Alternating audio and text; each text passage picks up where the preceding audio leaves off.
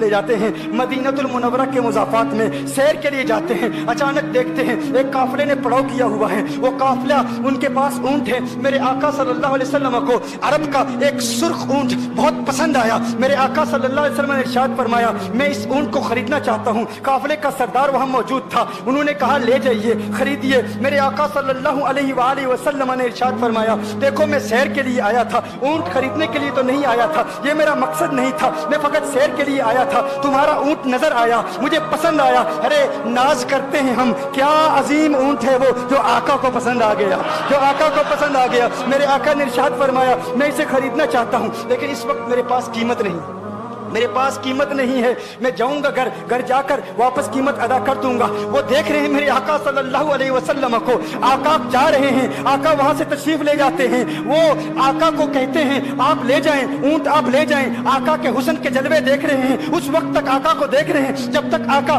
ان کی آنکھوں سے اوجھل نہیں ہو جاتے. جب آقا ان کی آنکھوں سے اوجھل ہو جاتے ہیں تو اچانک ایک شخص پوچھتا ہے ارے یہ کون آیا تھا, یہ آنے والا کہاں سے آیا تھا, کہا جانے کہاں سے آیا تھا, ہم اسے نہیں جانتے. کہا اونٹ خرید کے لے گیا, قیمت دی, کہا نہیں دی. کہا کیا کیا, کہا ادھار, کہا ادھار دیا. نام جانتے ہو, نام نہیں جانتے. ایڈریس جانتے ہو, ایڈریس نہیں جانتے. پتا ہے کون ہے, نہیں پتا. کوئی ضامن نہیں, کوئی ضمانت دینے والا نہیں, کوئی چیز گروی رکھی, گروی بھی نہیں رکھی. عرب کا سرخ اونٹ انتہائی مہنگا اونٹ ہوتا ہے.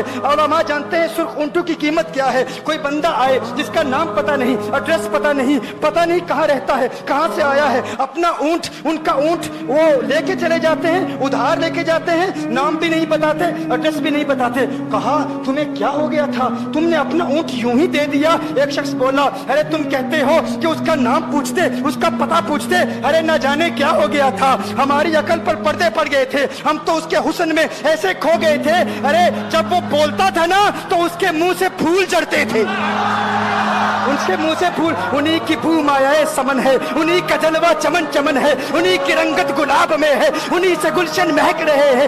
گل ہے لبھائے نازک ان کے, ہزاروں جھڑتے ہیں پھول جن سے گلاب گلشن میں دیکھے بلبل, یہ دیکھ گلشن گلاب میں ہے, یہ دیکھ گلشن گلاب میں ہے. ایک شخص بولا ارے نادانو اتنا مہنگا اونٹ یوں ہی دے دیا, پتہ بھی نہیں پوچھا, نام بھی نہیں پوچھا, ایڈریس بھی نہیں پوچھا. ایک شخص بولا تم کہتے ہو ایڈریس پوچھتے اور تم کہتے ہو کہ تم اس کے میٹھے بول سن رہے تھے. ارے میں تو اس کے کنڈل زلفوں کو دیکھ رہا تھا, ان کے زلفوں کے پیچ و خم میں ایسا گم ہو گیا تھا, ان کے حسن میں. گویا کہ اعلیٰ حضرت یہی فرماتے ہیں نا لم یاتی نذیر کفی نظر مثل تو نشد پیدا جانا, اگر آج کو تاج تو رے سرسو ہے تجھ کو شہید و سرا جانا. انفی اتش و سخا کا اتم ہے گیسو پاک ہے ابر کرو, ہے گیسو پاک ہے ابر کرو, برسن ہارے رم جم دو بوند ادھر بھی گرا جانا.